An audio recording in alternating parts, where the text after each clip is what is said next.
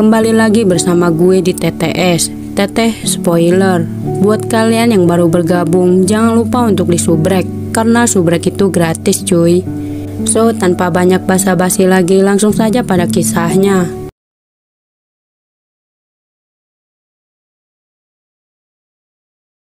Scene dilanjutkan pada tahun 1923, tepatnya di Yokohama di daerah Kanto. Pada awal September terjadi gempa bumi 7,9 skala Richter yang sangat besar, menyebabkan lebih dari 100 jiwa meninggal dunia, termasuk orang Korea yang tidak bersalah dituduh sebagai penyebab kehancuran setelahnya oleh penduduk Jepang yang main hakim sendiri. Hingga jumlah orang Korea yang dibunuh menjadi perdebatan, tetapi banyak sejarawan memperkirakan jumlah korban telah mencapai ribuan jiwa.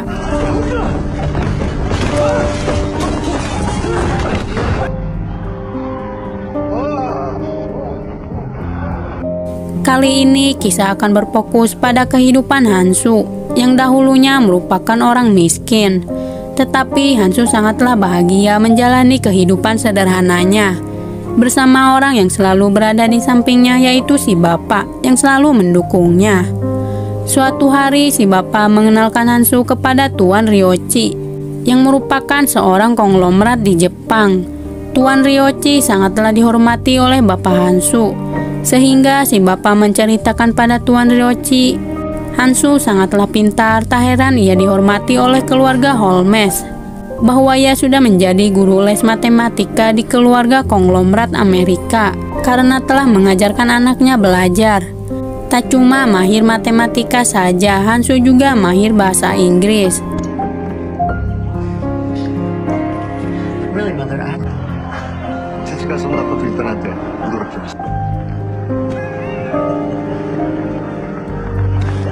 Suatu hari, Andrew menyarankan Hansu untuk ikut bersama keluarganya ke Amerika untuk membantunya belajar lebih giat lagi. Karena Hansu membawa dampak sangat baik bagi kehidupan Andrew untuk masa depannya, sehingga Hansu pun sangatlah bahagia mendengar kabar tersebut. You play the fool, people say you are. Tak berselang lama, Hansu pun membagikan kabar tersebut pada si bapak bahwa ia akan diajak oleh majikannya ke Amerika. Bapaknya adalah seorang nelayan, ia tidak mau jika anaknya bernasib sama menjadi seorang nelayan. Lantas si bapak pun mengizinkan Hansu untuk pergi dengan majikannya ke Amerika. Namun Hansu rupanya tidak bisa ikut bersama mereka karena nantinya si bapak akan sendirian. Ia tidak mau meninggalkan bapak sendirian. Walau dalam hati kecilnya ia ingin sekali ikut dengan keluarga Holmes.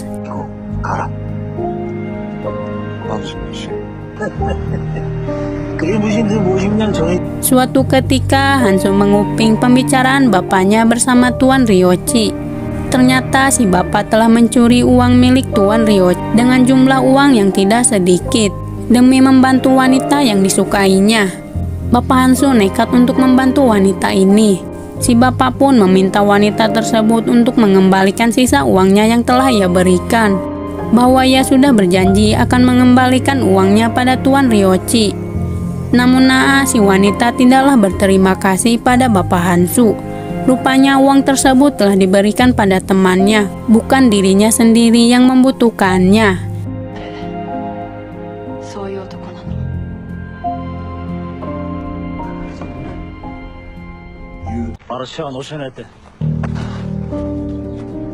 Ia pun hanya bisa pasrah nantinya kepada Tuan Ryochi bahwa kenyataannya ia tidak mampu melunasi hutangnya ataupun mengembalikan uang milik Tuan Ryochi.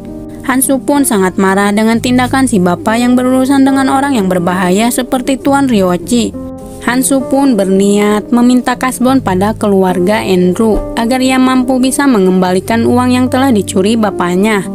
Tetapi si bapak justru semakin marah dengan Hansu yang bersikukuh tidak mendengarkannya, bahwa Hansu tetap harus pergi dengan keluarga Andrew dan tidak perlu memikirkan bapaknya, serta meminta Hansu untuk melupakan bapaknya dan tidak lagi menyayanginya kembali ataupun pulang ke rumah. Hansu tidak menerima saran si bapak, sehingga si bapak pun memukulnya bahkan menendangnya. agar Hansu ini bisa sukses ke depannya tanpa si bapak.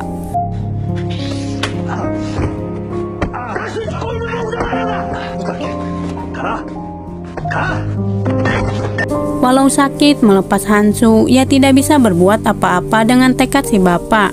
Tak lama si bapak pun mendatangi Tuan Ryoichi bahwa ia tidak bisa mengembalikan uangnya. Si bapak pun sampai memohon untuk tidak melibatkan Hansu. Bahkan si bapak juga siap untuk mati jika perlu mengorbankannya, asal tidak melibatkan Hansu, anak kesayangannya.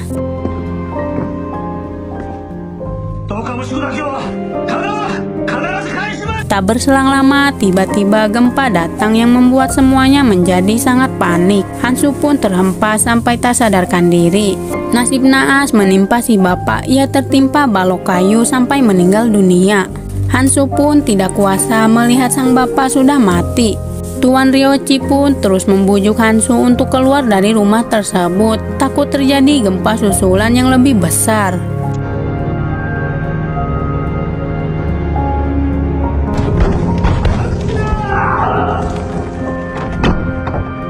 Saat keluar, Hansu pun merasa rewas bahwa desanya sudah porak-poranda dan banyak sekali orang-orang yang terluka.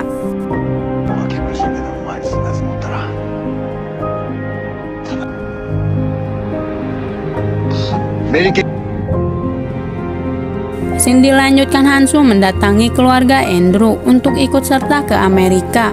Namun mereka semua tidak bisa lewat dengan pedati karena jalan sudah rusak. Satu-satunya jalan menuju kapal yaitu melewati desa yang telah terkena gempa. Sepanjang jalan, Hansu sangatlah sedih dan ketakutan tatkala melihat orang-orang di sekitarnya sudah tiada. Sehingga ia pun tertinggal dengan keluarga Andrew, saking tidak fokusnya melihat keadaan di sekelilingnya. Tiba-tiba Hansu pun terkena reruntuhan. Seketika ia pun tidak bisa mendengar suara apapun. Namun ia melihat Tuan Ryoichi yang sedang mencari keluarganya. Tak lama Hansu pun membawa Tuan Ryoichi untuk pergi dari tempat tersebut untuk mencari perlindungan.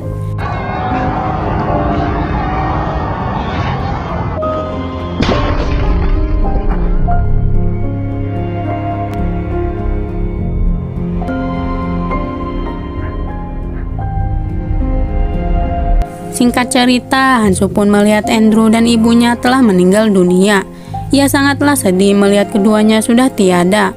Tetapi Hansu mengambil jam milik ibunya Andrew yang dulu diberikan pada Sunja. Ternyata itu adalah jam milik ibunya Andrew.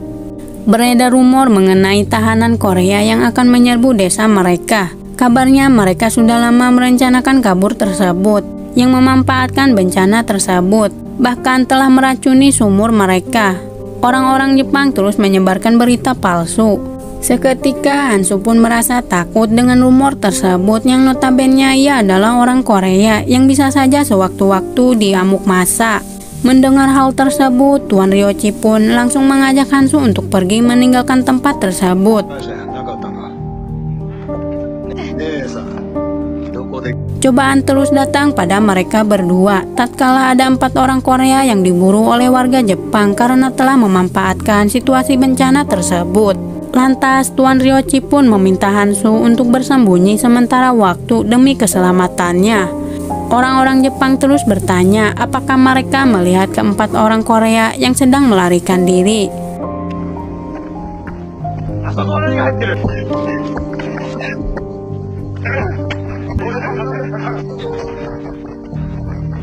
Tak berselang lama, mereka pun menemukan orang Korea di salah satu rumah. Dan mereka semua pun langsung membakarnya secara hidup-hidup. Hansu yang melihat sangatlah sedih dan marah tatkala keluarga jauhnya dibakar secara hidup-hidup. Ingin sekali menyelamatkan mereka, tapi apalah daya, ia tidak bisa berbuat apa-apa melihat langsung momen mengerikan tersebut.